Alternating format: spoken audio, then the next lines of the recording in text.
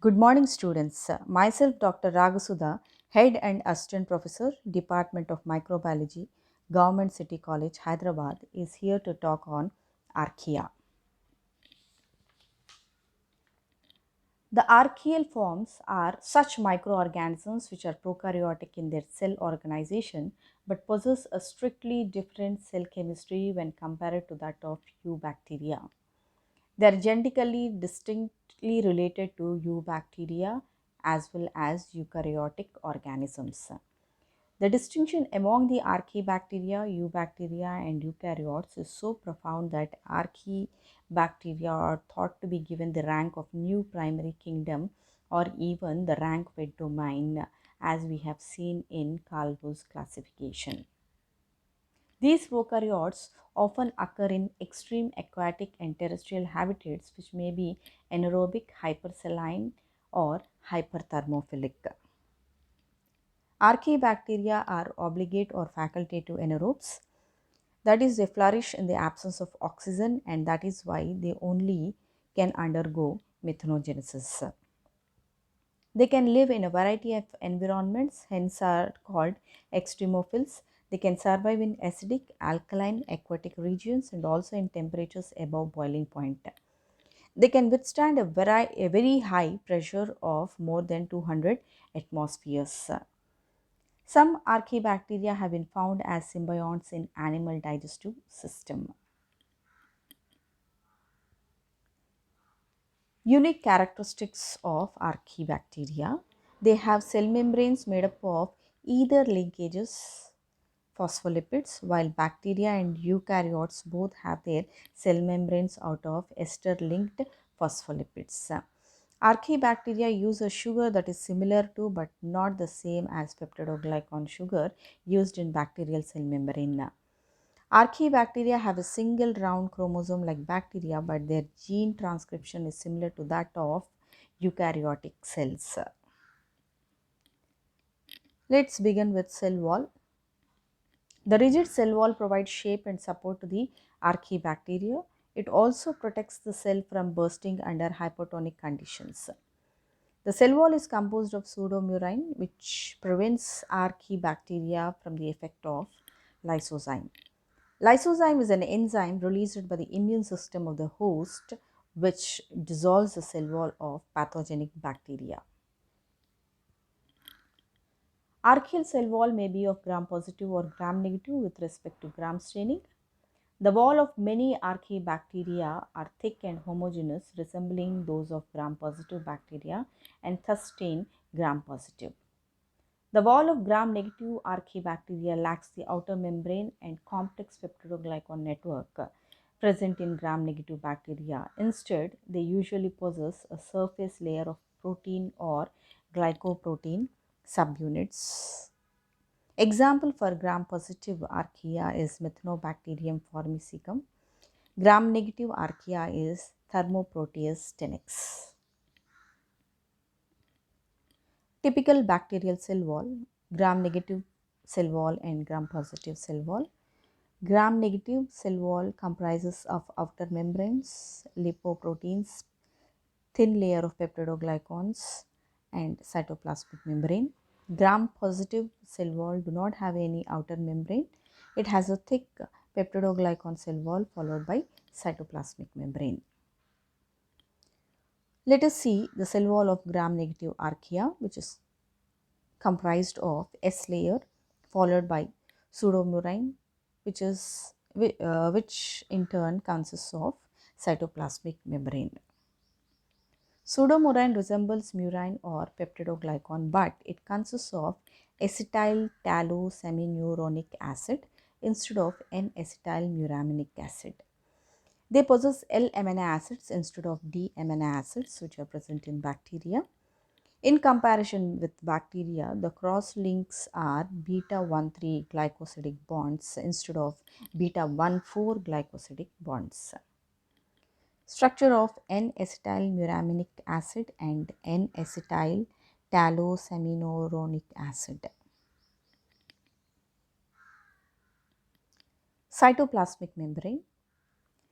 They contain phospholipids with branched hydrocarbon chains linked glycerols with ether linkages. Bacteria have unbranched hydrocarbon chains with glycerol ester linkages. Ether linkages in phospholipids of archaea, bacteria and eukaryota that have ester linkages in phospholipids. Archaeal lipids lack fatty acids, they have isoprenes instead. Major lipids are glycerol diethers and tetraethers. They can exist as lipid monolayer, bilayer, or mixture of it. Structure of phospholipids. In the picture, we can see the phospholipids containing ester linkage in case of bacteria and eukaryotes. Archaea consists of ether linkages, COC bonding. Major lipids are glycerol diethers and tetraethers. A comprises of glycerol diethers and a chain of isoprene units is known as phytanyl. And B picture depicts diglycerol tetraethers. Cytoplasmic membranes exist in lipid monolayer or bilayer. The first picture is a bilayer comprising of glycerol phosphates, phytanyls, and membrane proteins, whereas monolayer comprises of biphytanyls. Next, moving on to the genome of archaea. The archaebacterial chromosome, like bacteria, are single closed DNA circles. Archaeal are of significantly smaller than the normal bacterial DNA.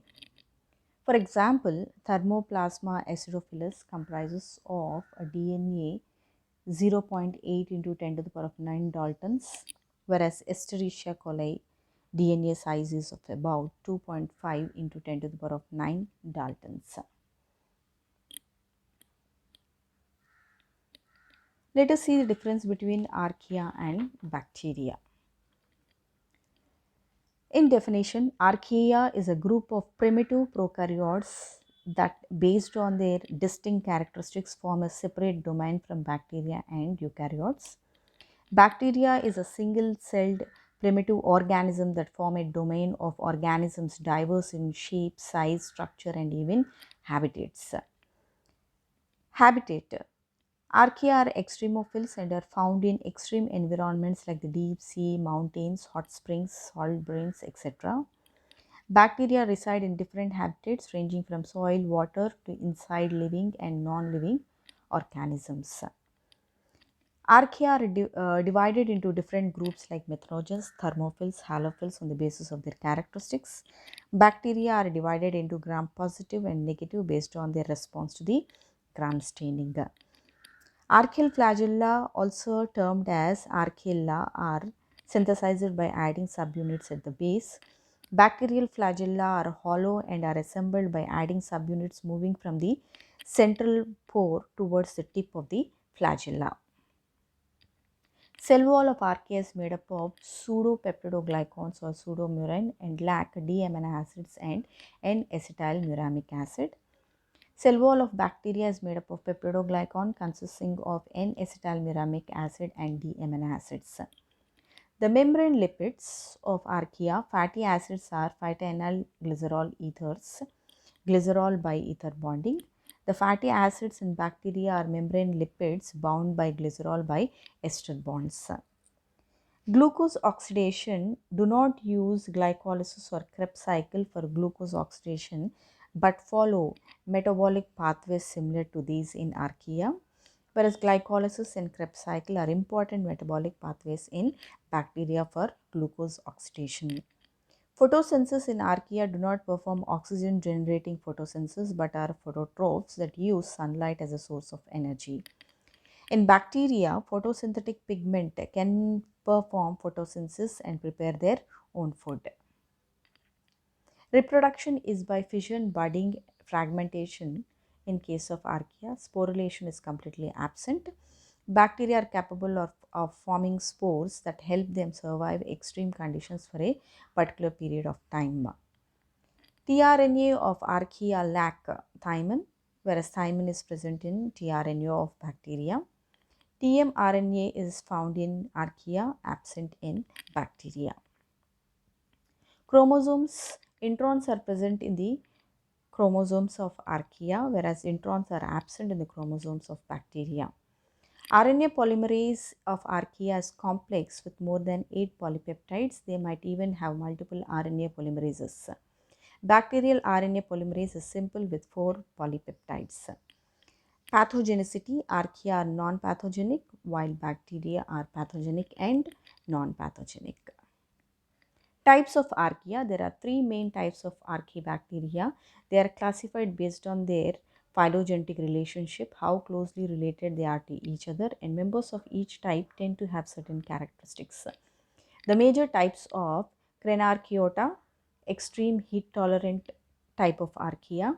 Euarchaeota are able to survive very salty habitats. They also produce methane. Corarchaeota are the least understood and thought to be the oldest lineage of archaebacteria. Moving on to methanogens. Methanogens are strict anaerobic methane producing archaea. They all belong to the phylum Euarchaeota. Although methanogens share a set of phylogenetic characteristics, they are phylogenetically very diverse. Examples of methanogens are Methanopyrus, Methanosarcina, and Methanococcus. They occur commonly in the wetlands where they are responsible for marsh gas. They occur in the digestive tracts of animals such as ruminants and many humans, where they are responsible for the methane content of bleaching in ruminants and flatulence in humans. Methanogens are coccoid or bacilli in shape. Methanogens lack peptidoglycan, a polymer that is found in the cell walls of the bacteria. Some methanogens have a cell wall that is composed of pseudopeptidoglycan. Other methanogens do not but have at least one paracrystalline array S layer made up of proteins that fit together like a jigsaw puzzle. Methane production. Mostly anaerobic organisms that cannot function under aerobic conditions except Candidatus methanothrix paradoxum. Some methanogens called hydrogenotrophic use carbon dioxide as source of carbon and hydrogen as a reducing agent. The reduction of carbon dioxide into methane in presence of hydrogen can be expressed as follows. CO2 plus 4H2 gives rise to methane and two water molecules. Some of the CO2 released with the hydrogen to produce methane, which creates a electrochemical gradient across the cell membrane used to generate ATP through chem as osmosis, chemiosmosis. Next, moving on to extreme halophils. The scientific classification of extreme halophils, they belong to the domain Archaea, kingdom Euarchaeota, phylum Euarchaeota, class Halobacteria, order Halobacteriales. They require high salt concentration to grow, with most species require more than 2 molar NaCl for growth and survival. They are pleomorphic in nature and are able to take on a range of shapes even within a single species. This makes identification by microscopic means difficult, and it is now more common to use gene sequencing techniques for identification instead. They can grow at an active water close to 0.75 at a water activity lower than 0.90 is inhibitory to most microbes. They can grow aerobically or anaerobically. They are incapable of fixing carbon from carbon dioxide. Parts of the membranes of Haloarchaea are purplish in color, and large blooms of Haloarchaea appear reddish from the pigment bacteriorhodopsin related to the retinal pigment rhodopsin. Rhodopsin is used to transform light energy into chemical energy by a process unrelated to chlorophyll based photosynthesis. Many haloarchaea also possess related pigments including halorhodopsin, which pump chloride ions in the cells in response to photons, creating a voltage gradient and assisting in the production of energy from light. Haloarchaea cause solubilized phosphorus. Phosphorus solubilizing halophilic archaea play an important role in phosphorus nutrition to vegetation growing in hypersaline soils. They also have applications as inoculants for crops growing in hypersaline regions. Haloarchaea have adapted to use glycerol as a carbon and energy source in catabolic processes, which is often present in high salt environments due to Dunaliella species that produce glycerol in large quantities. Moving on to the next type of archaea, extreme thermophils. These thrive at relatively high temperature between 41 to 122 degrees centigrade. Thermophils are found in various heated regions of the earth, such as hot springs like those in Yellowstone National Park and deep sea hydrothermal vents, as well as decaying plant matter such as peat bogs and composite. Thermophil is derived from the Greek thermoteta means heat and phila means love. The enzymes in thermophils function at high temperatures. Some of these enzymes are used in molecular biology, for example, Taq polymerase used in PCR. Thermophils can be classified in various ways. One classification sort these organisms according to their optimal growth temperatures. Simple thermophils grow at 50 to 64 degrees centigrade. Extreme thermophils grow at 65 to 79 degrees centigrade. Hyperthermophils grow at 80 degrees centigrade and beyond, but not greater than 150 degrees centigrade. In a related classification, thermophils are sorted as follows. Facultative thermophils, also called moderate thermophils, can thrive a high temperature but also at lower temperatures, whereas obligate thermophils, also called extreme thermophils, require high temperatures for growth. Hyperthermophils are particularly extreme thermophils for which the optimum temperatures are above 80 degrees centigrade. They do not possess fatty acids at all in their membranes, instead contain lipids having branched C40 hydrocarbon chains composed of repeating units of 5 carbon compounds known as isoprene bonded by ether linkage. The ether linkages provide more stability to the membrane against thermal breakage. The branching of hydrocarbon chains decrease membrane fluidity. Therefore, the membranes of hyperthermophils are stable under high temperature conditions. Additionally, the overall structure of cytoplasmic membrane of hyperthermophils forms a lipid monolayer, and this structure is undoubtedly much more heat stable in comparison to the lipid bilayer of bacteria and eukaryotes. Moving on to the next type of archaea, thermoacidophils.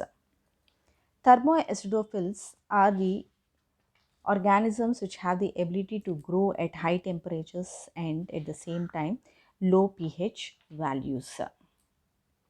They represent a heterogeneous group like chemoautotrophs, example sulfolobus, facultative anaerobes, example thermoplasma, and chemolithotrophs, ferroplasma. Sulfolobus is a facultative chemoautotroph and grow in hot acid springs and hot acidic soils all over the world. The main growth substrate of these is the elemental sulfur. Sulfolobus grows on the surface of droplets or crystals of sulfur and oxidizes it into sulfuric acid, which is largely responsible for the acidity of its habitats.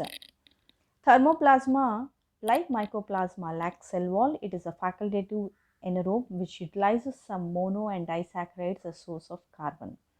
Thermoplasma has been found growing only in the refuse piles of coal mines, which contain residual coal and substantial amount of iron pyrite.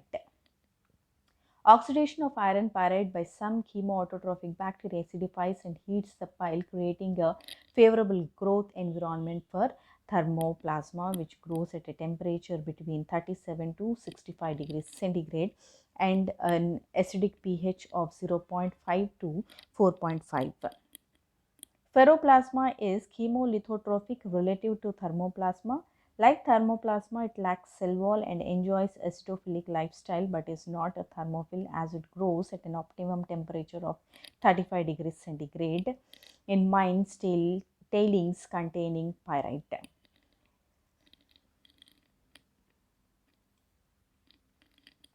Archaebacteria have become present day central dogma of microbiological studies because they are being considered as having much significance in relation to origin and evolution of life and in determining the nature of life. Archaebacteria are the microorganisms that appear to be relics of such a primitive group which transforms initial environment which was highly anaerobic and warm by using variety of components as source of carbon and energy before the evolution of the complex photosynthetic process. It is so called because many of the present day archaebacteria have been found using organic compounds like formate, acetate, methylamine, methanol, etc., and mostly thrive and prosper in such environmental conditions, which can to some extent be compared with the environment during the early evolution of life or prebiotic era on Earth. Archaebacteria, therefore, may prove to be a good test material for analyzing various biochemical, biophysical events that might have been associated with the earliest life forms and may help tracing the mysteries of the origin and evolution of life. Recent studies on enriched water samples collected from submarine hydrothermal vents reveal that these samples contain cells exhibiting blue-green autofluorescence, a typical feature of methanogenic archaebacteria, as well as they showed active methane production at 102 degrees centigrade and some samples even at 300 degrees centigrade.